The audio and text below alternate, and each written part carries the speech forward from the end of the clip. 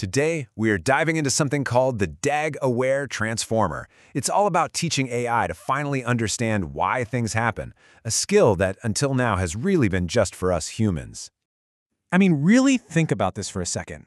How do we actually know if a new drug is working?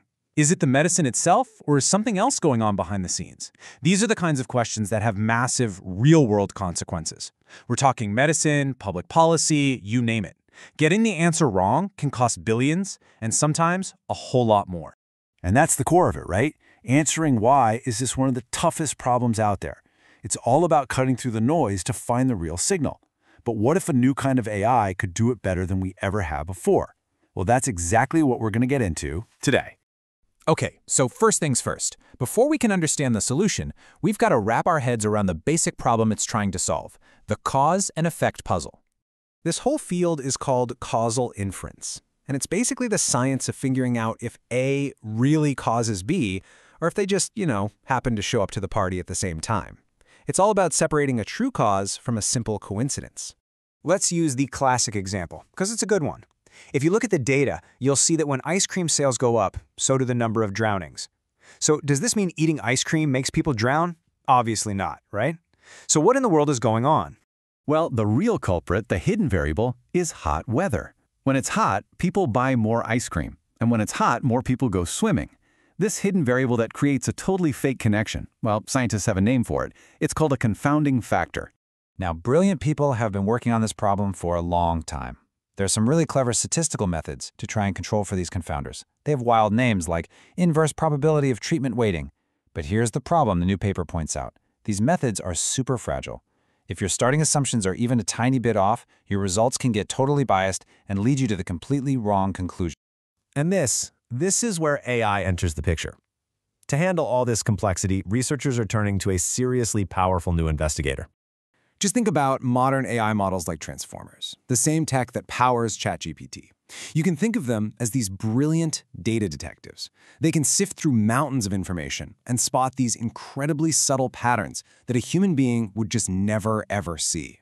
But for all their power, these AI detectives have one massive, critical blind spot when it comes to figuring out why. They see correlations, not causes. They look at the ice cream sales and the drownings and they say, hey, these two things are connected. They're just spotting a pattern. They don't have that built-in common sense to understand the real-world structure of how one thing actually influences another. So how do you fix a blind spot that big? Well, the researchers behind this paper had an idea that is just brilliant in its simplicity. Instead of just giving the AI detective more clues, you give them a map. And this is the core of it. Right here, the big breakthrough is giving the AI a causal map that explicitly shows how different variables are related. It shows that your age can affect your health, but your health can't go back in time and change your age. The technical name for this map is a directed acyclic graph, or DAG for short. Basically means the arrows only point one way and there are no weird time travel loops.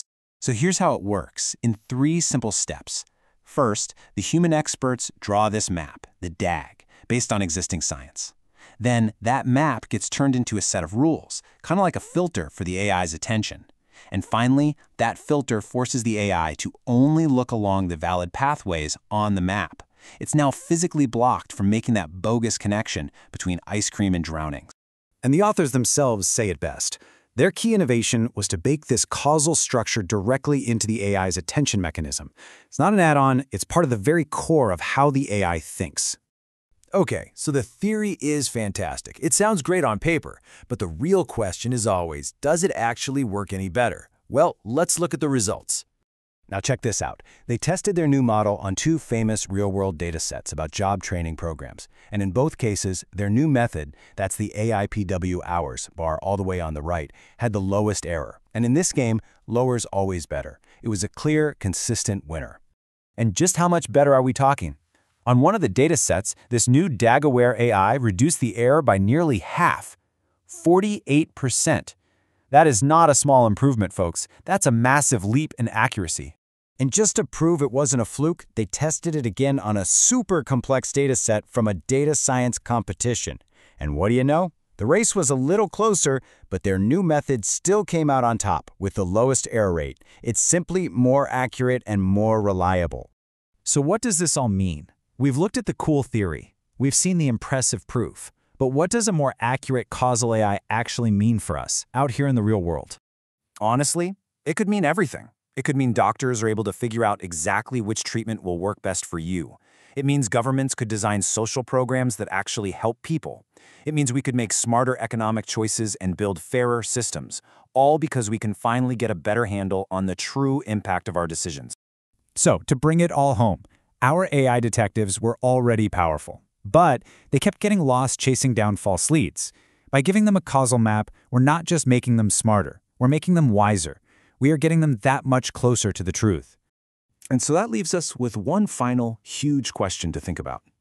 If we really do have a better tool to untangle cause and effect, what's the first, most important why that we should point it at?